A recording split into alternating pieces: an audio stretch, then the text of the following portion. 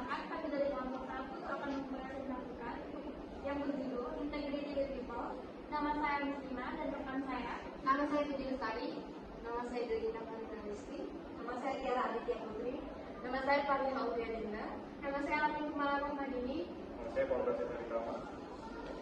Baik, untuk mempersingkat waktu, kami akan memulai presentasinya.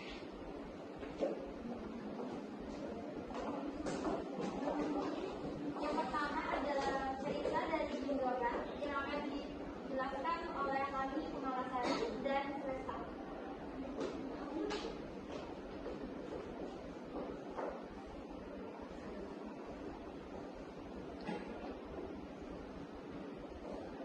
Ceritanya akan saya bacakan. Jim berkata, beberapa tahun yang lalu, ketika istri saya, Nancy, dan saya sedang dalam perjalanan bisnis ke Eropa, kami merayakan ulang tahunnya di London. Sebagai hadiahnya, saya memutuskan untuk membawanya ke butik Estada untuk memberikannya pakaian 2.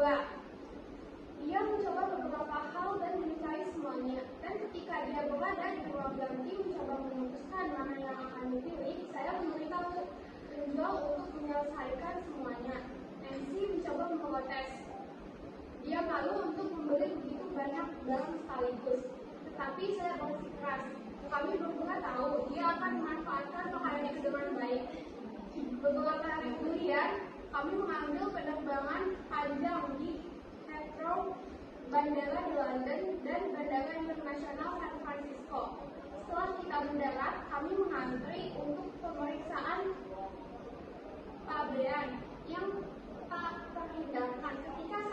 Ketika mereka bertanya apa yang harus kami nyatakan, memberitahu pakaian yang dimiliki Nancy, dibeli dan jumlah yang telah kami habiskan.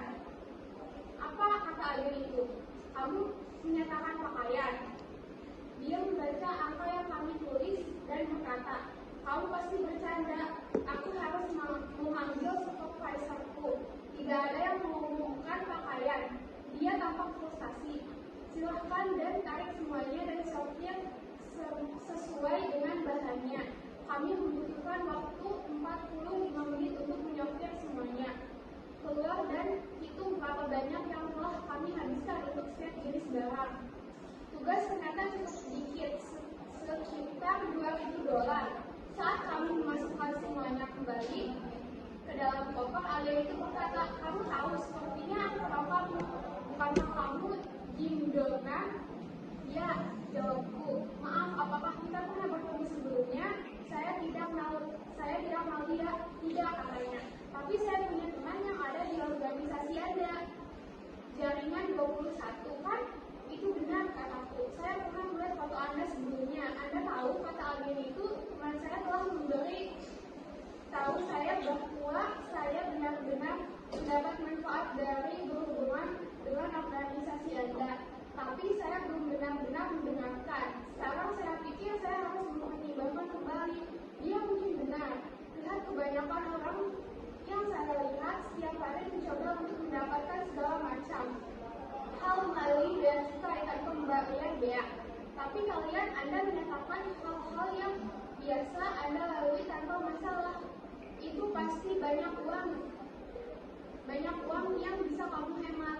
Itu mungkin benar, jawab Nancy. Tapi saya dapat menyisihkan uang untuk bea cukai lebih banyak daripada dapat saya sisihkan tanpa hati nurani yang bersih. Saat kami mengantri hari itu, bahkan tidak terpikir oleh Nancy atau saya bahwa ada orang di sana yang mungkin mengenal kami.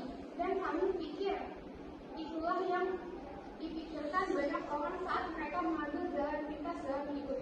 Siapa yang akan tahu mereka berkata pada diri mereka sendiri. Tetapi kenyataannya adalah bahwa orang lain tahu, pasangan Anda, anak-anak Anda, teman dan rekan bisnis semua tahu. Dan yang lebih penting lagi, bahkan jika Anda menutupi jejak dengan sangat baik, mereka tidak tahu apa yang Anda lakukanlah dan apa yang tidak memberikan atau menjual integritas Anda dengan harga berapapun. Nah, dari yang ceritanya atau pengalamannya Jim Dornan ceritakan ini, kami menyimpulkan dari ceritanya Jim Dornan itu integritas dapat tercermin dari tindakan orang yang dapat memudahkan, tetapi tidak Jim Dornan lakukan, sebab hati nurani kita berkata itu salah dan kita mengikuti hati nurani kita. Itu integritas yang tidak terjual dengan harga berapapun. Jim Dornan di sini bersikap adil dan bersikap jujur untuk tidak berbuat curang, untuk hal bea cukai begitu. Itu merupakan integritas tersendiri untuk seorang pemimpin seperti dia.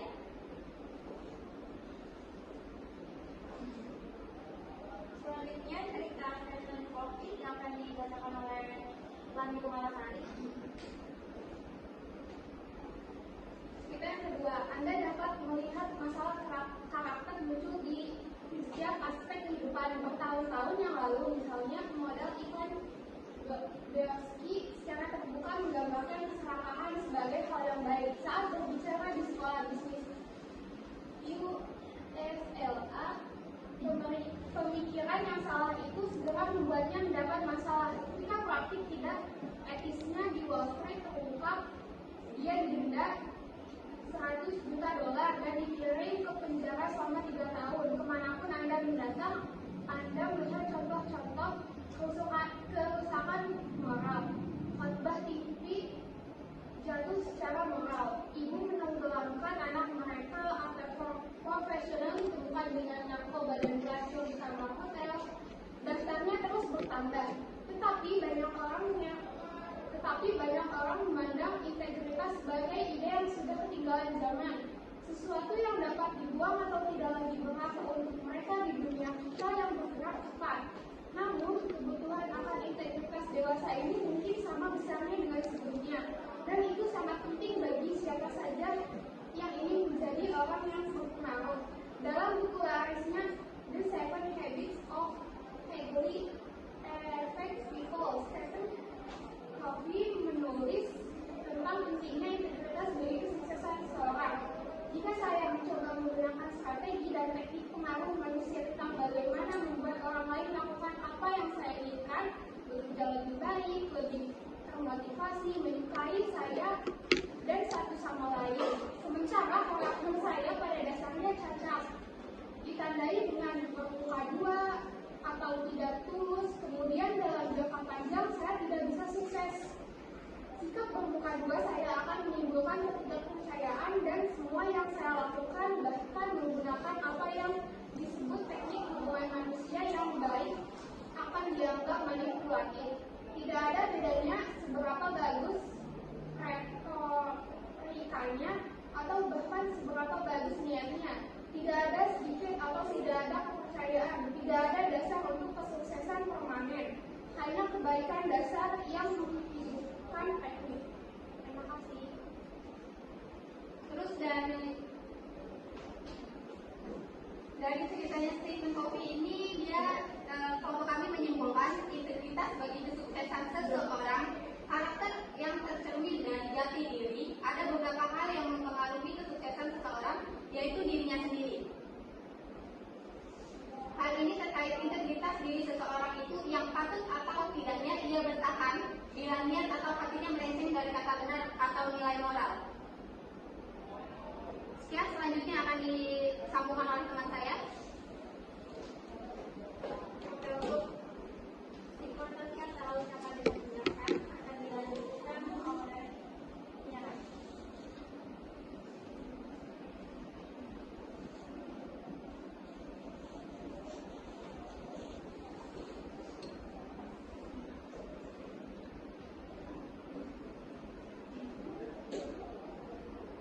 Sinkronisasi antara ucapan dengan tindakan.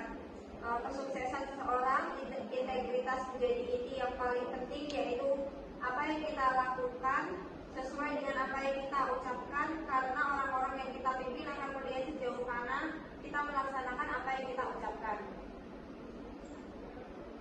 Kemudian integritas tentang hal-hal kecil, bermula dari kualitas diri Anda sendiri yang dapat menyaring baik buruknya hal yang Anda lakukan, baik hal besar ataupun hal kecil, apapun yang Anda lakukan atau ucapkan berpacu kepada integritas diri. Mau sekecil apapun kesalahan atau penyimpangan yang diperbuat, walau tidak berdampak besar, hal itu tidak dibenarkan sebab integritas berpegang teguh pada jati diri di atas segala-galanya. Terima kasih. teman-teman di sini adalah apa sih integritas? Integritas berasal dari bahasa Latin yaitu integer yang berarti utuh atau kesatuan. Nah, dari dua cerita yang diberikan sama rekan saya dari Lami Kumalasari dan Eka, bahwa integritas menyangkut pada diri sendiri dan terhadap orang lain juga. Jadi, integritas adalah memandangkan potensi dan kemampuan kekebalan dan kejujuran seseorang, dan cara menerapkannya bisa dari diri sendiri dan terhadap orang lain juga. Oke, lanjut pembahasan yang selanjutnya adalah kebenaran tentang integritas yang bertentangan dengan pemikiran umum yang akan dibacakan oleh Aulia. Oke, terima kasih Andi. Kebenaran tentang integritas yang bertentangan dengan pemikiran umum. Satu, integritas tidak ditentukan oleh keadaan tidak mempengaruhi integritas diri seseorang, sebab integritas hanya ditentukan oleh diri orang itu dan itu sendiri. Yang kedua, integritas tidak berdasarkan kredensial. Integritas tidak melakukan kredensial karena pada dasarnya integritas murni dari dalam diri kita dan karakter yang kita pancarkan. Yang berarti semua orang dari kalangan manapun dapat memiliki integritas tanpa memandang latar belakang yang mereka punya. Nah, kredensialnya itu bersifat sementara. Satu, yang kedua fokus ke hak. Yang ketiga, menambah nilai untuk satu orang. Yang keempat, melihat prestasi masa lalu. Yang kelima, sering menimbulkan kecemburuan yang tekan hanya dapat membawa Anda melamar kerja. Sedangkan karakter yaitu yang bersifat permanen. Yang kedua, tetap fokus pada tanggung jawab. Yang ketiga, menambah nilai bagi banyak orang. Yang keempat, membangun warisan untuk masa depan. Yang kelima, menghasilkan rasa hormat dari integritas. Dan yang keenam, membuat Anda tetap pada posisi. Baik, selanjutnya Integritas yang dibandingkan dengan reputasi. Integritas merupakan cerminan dari diri Anda sendiri, di mana terdapat moral dari nilai diri sendiri. Sementara reputasi itu pandangan orang lain terhadap diri Anda sendiri. Jadi tercipta suatu reputasi berdasarkan integritas Anda. Kalau integritas Anda bagus, berarti reputasi atau pandangan orang lain terhadap Anda juga bagus. Sebaliknya, jika Anda memiliki integritas yang buruk, maka orang lain akan memandang Anda buruk, walaupun sejatinya Anda tidak memikirkan seperti itu. terima kasih kawan-kawan. Selanjutnya, manfaat integritas adalah kepercayaan yang akan dijelaskan oleh Dewi. Di sini saya akan menjelaskan apa itu manfaat integritas adalah kepercayaan. Integritas yang Anda punya tercerminkan dari perilaku yang membuat orang menilai pantas tidaknya. Dengan mengoptimalkan kinerja otak seseorang, manfaat integritas emosional, integritas dapat membuat diri seseorang penuh motivasi, empati, serta rasa solidaritas. Contohnya dalam sebuah kepemimpinan, dengan menerapkan nilai integritas ini, maka dia akan diterima oleh bawahan-bawahannya, sehingga dia akan percaya sebagai sosok panutan. Selanjutnya, dengan begitu, Anda akan dengan mudah mendapatkan kepercayaan yang menyatukan Anda dengan orang lain, seperti yang tadi saya jelaskan. Terima kasih Dewi. Selanjutnya adalah sifat-sifat integritas yang akan dipaparkan oleh Selanjutnya ada sifat-sifat integritas. Yang pertama adalah konsistensi terhadap karakter dalam suatu menjalankan sesuatu. Contohnya dalam suatu Anda menjalankan organisasi, Anda harus konsisten terhadap karakter Anda. Anda harus konsisten terhadap apa yang Anda jalankan di dalam organisasi itu. Konsistensi ini membutuhkan rasa komitmen dan juga tanggung jawab. Jadi semakin besar tanggung jawab Anda, semakin besar komitmen Anda terhadap organisasi atau suatu pekerjaan Anda yang Anda tekuni, maka konsistensi yang Anda keluarkan juga semakin bagus. Yang kedua ada terdapat komunikasi yang jujur. Nah, di dalam suatu pekerjaan atau dalam suatu organisasi yang sedang Anda jalani, komunikasi yang jujur ini sangat penting Anda lakukan, mengingat Anda bekerja tidak sendiri, Anda dalam organisasi itu tidak sendiri, Anda hanya memegang satu bagian dan harus ada hubungan antara bagian-bagian yang lain. Nah, itu Anda harus berkomunikasi dengan jujur. Jika Anda belum menyelesaikan satu pekerjaan, bilang belum, dan Anda bilang jika Anda ingin menyelesaikannya secepat mungkin, maka Anda harus menyelesaikannya secepat mungkin. Yang ketiga, ada teladan dan kerendahan hati. Rendah hati di sini maksudnya adalah Anda harus tahu kapasitas diri Anda sendiri dalam menerima suatu pekerjaan atau menerima suatu tugas maupun dari dosen, dari bos atau dari atasan manapun. Anda juga harus paham batas Anda di mana. Walaupun seringkali kita mendapatkan tugas atau permintaan-permintaan dari orang yang di luar kemampuan kita, tapi Anda tidak sendiri. Anda bisa meminta bantuan dari orang lain untuk menyelesaikan tugas atau permintaan dari orang lain. Yang selanjutnya, yang keempat, ada tunjukkan dukungan terhadap orang lain. Nah, dalam bekerja atau berorganisasi tadi, Anda sudah dijelaskan Anda itu tidak sendiri, Anda memiliki hubungan dengan orang lain. Saat Anda sudah menyelesaikan suatu pekerjaan atau tugas yang diberikan, Anda juga harus melaporkannya kepada orang lain. Nah, orang lain itu adalah orang yang selanjutnya melanjutkan tugas Anda di tahap selanjutnya.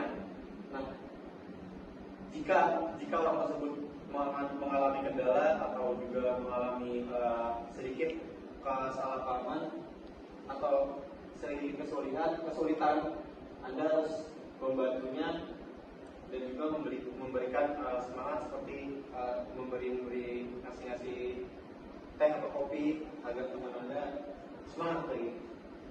Yang kedua ada yang kelima, penuhi janji Anda. Kalau Anda udah bilang akan menyelesaikannya dalam waktu 2 hari, maka Anda harus penuhi at least jangan lebih dari 2 hari, sehari setengah, agar orang tersebut tidak nungguin lah, orang tersebut nggak nungguin. Kalau Anda 2 hari, Anda jam malamnya baru ngirim, maka orang tersebut juga pengen istirahat sebenarnya, tapi Anda baru ngirim dan yang harusnya hari itu udah selesai, jadinya agak terlambat. Yang keempat, siap melayani. Maksudnya siap melayani di sini adalah Anda memberi sikap atau energi positif kepada rekan-rekan Anda. Jika rekan-rekan Anda memiliki suatu kesulitan atau sedang membutuhkan bantuan Anda segera atau dengan sigap membantu rekan-rekan Anda, mengingat Anda juga bekerja dibantu dengan rekan-rekan Anda. Yang kedua, yang terakhir maksud saya, yang ke-6, ada dorongan partisipasi 2 arah. Maksudnya di sini adalah semua dari hubungan-hubungan tadi semuanya memiliki tujuan yang sama. Terima kasih Pak Menteri. Nah, dari pemaparan materi yang sudah dijelaskan oleh rekan-rekan saya. Nah, kenapa sih integritas itu penting? Apa dampaknya jika seseorang tidak memiliki integritas? Secara singkatnya, yang pertama adalah kehilangan kepercayaan orang lain terhadap diri kita. Yang kedua adalah kita kehilangan kredibilitas diri, dan dimaksud dalam kredibilitas adalah sertifikasi atau potensi atau sertifikasi diri kita. Terus, bagaimana cara meningkatkan integritas? Cara meningkatkan integritas dimulai dari diri sendiri. Yang pertama adalah berkomitmen dan berkonsisten serta bertanggung jawab dengan apa yang akan kita atau apa yang akan kita kerjakan. Terus yang kedua adalah bersikap jujur. Dan yang ketiga adalah menepati omongan dan janji yang telah kita lakukan. Nah, baiklah, sekian dari presentasi kelompok 1 untuk rekan-rekan saya.